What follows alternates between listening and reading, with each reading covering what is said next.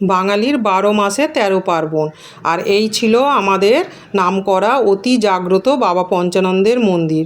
এখন মন্দিরটিকে দেখে মনে হচ্ছে একদম ফাঁকা, আর চারিদিকটা ফাঁকা, আর প্রতি শনি মঙ্গলবার ধূপবাতি দেওয়া হয়। আর মন্দিরের চত্বরটা আমি পুরোটাই ঘুরিয়ে ঘুরিয়ে দেখাচ্ছি। আর এইটা ছিল আমাদের মন্দিরের মানে জাগ্রত নামকরা একটি নিম গাছ, অনেক পুরানো আর অনেক শত বছরের এই নিম গাছটি।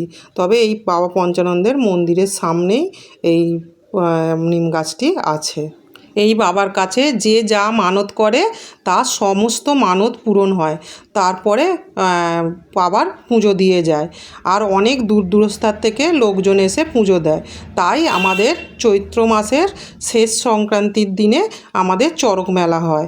আর চড়ক মেলায় কী কী মেলা বসে আর মন্দিরে কতটা ভিড় আমি সব তোমাদের কাছে তুলে ধরবো। আর এটা আমাদের গ্রামে শত বছরের পুরানো জাগ্রত বাবা পঞ্চানন্দের মন্দির।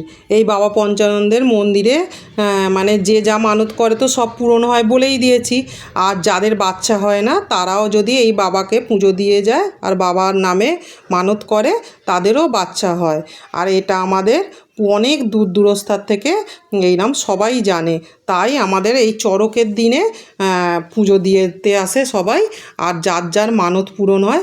আর সেই চড়ক মেলার দিনে চৈত্র মাসের শেষ সংক্রান্তির দিনেই পুজো দিতে আসে সবাই। আর এটা আমাদের এখানকার খুব জাগ্রত বাবার মন্দির।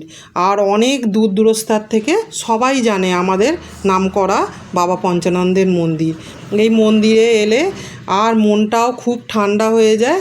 আর দেখেই মনে হচ্ছে এখন তো মন্দির চত্বরে পুরো ফাঁকা, আর চড়ক মেলার দিন এতটাই ভিড় হয় আর যে আমরাও নিজেরাও মন্দিরের কাছে যেতে পারি না, মানে এতটাই ভিড় হয়। তোমরা হয়তো ভাবছো ছাদ বাগান ছেড়ে আমি আবার মন্দির কেন দেখাচ্ছি।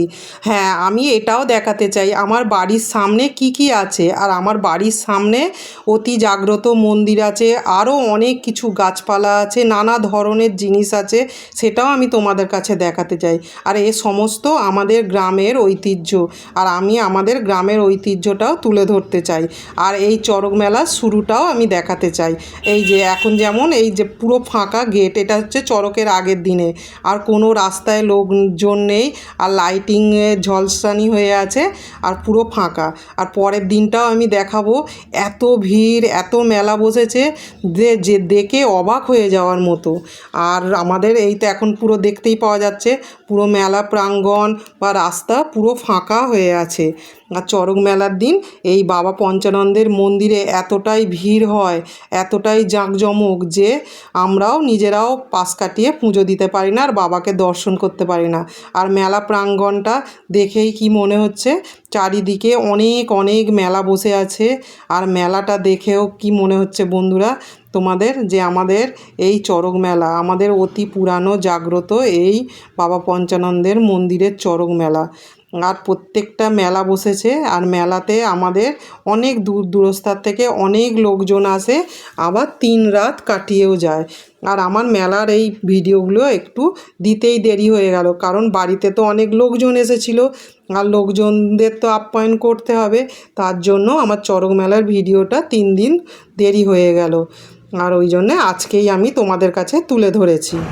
দেখেছো তো বন্ধুরা মন্দিরের চারপাশটা কত ফাঁকা ছিল, আর এখন মন্দিরের চারপাশে মেলায় ভর্তি হয়ে গেছে, আর প্রচণ্ড ভিড় হয়েছে চারিদিকে, আর পুরো মাঠ ময়দান পুরো মেলায় ভরে গেছে। আর এই চড়ক মেলার দিনে আমাদের খুব আনন্দ হয়, সবাই মিলে খুব মজা করা হয়, আর বাড়িতেও অনেক অতিথি আসে, অনেক লোকজন আসে। আর আমাদের এই চড়ক মেলাটা আমাদের অনেক পুরানো ঐতিহ্য তো, আর আমরাও সারা বছর অপেক্ষা করে থাকি কবে এই মেলা আসবে চড়কের। আর আমার খুব ভালো লাগে, আর আমাদের বাড়ির চারপাশেও এই রকমই হয়ে আছে। আর আমাদের যেহেতু গ্রামে বাড়ি আর নামকরা অতি জাগ্রত বাবার মন্দির, আর আমরাও সারা বছর অপেক্ষা করে থাকি যে মন্দিরে মানে চড়ক মেলা হবে, আর চড়ক মেলার জন্য আমরাও আনন্দ হবে আমাদের সবাইয়ের।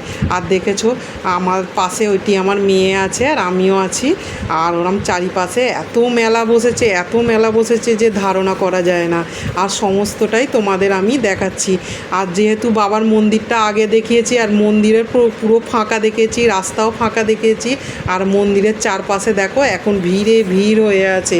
আরও দেখাবো, আরও অনেক ভিড় হয়ে আছে, নানা ধরনের দোলনা বসেছে, নানা ধরনের মানে অনেক ধরনের অনেক কিছু বসেছে। এখানেও যেমন জলছত্র করা আছে, আরও নানা ধরনের সং সেজেছে। আর এইটি আমাদের চড়কের দিনেই এই সমস্ত সব কিছু হয়, তবে পয়লা বৈশাখের দিনেও মেলাটা থাকে।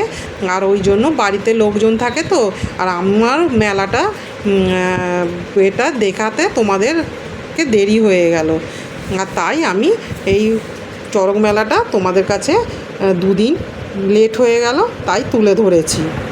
নানা ধরনের তো দোলনা বসেছে, তা আমারও একটু দোলনা চাপতে ইচ্ছা করলো।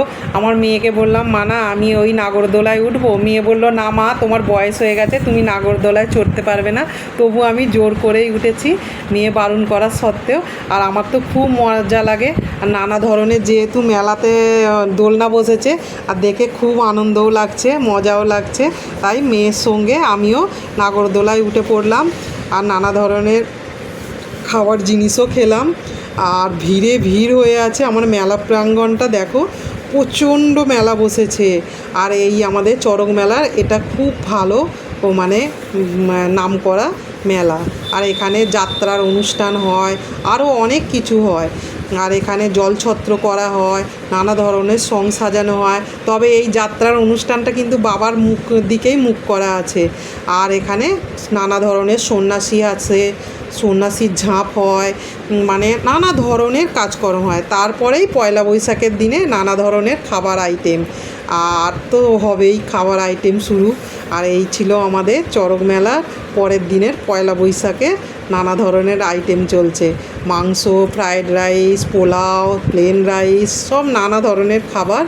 আর বাড়িতেও অনেক লোকজন আছে, আর আমাদের খুব আনন্দ হয়। আর আমার ভিডিওটি তোমাদের কেমন লাগছে, ভালো লাগলেও বলবে, খারাপ লাগলেও বলবে।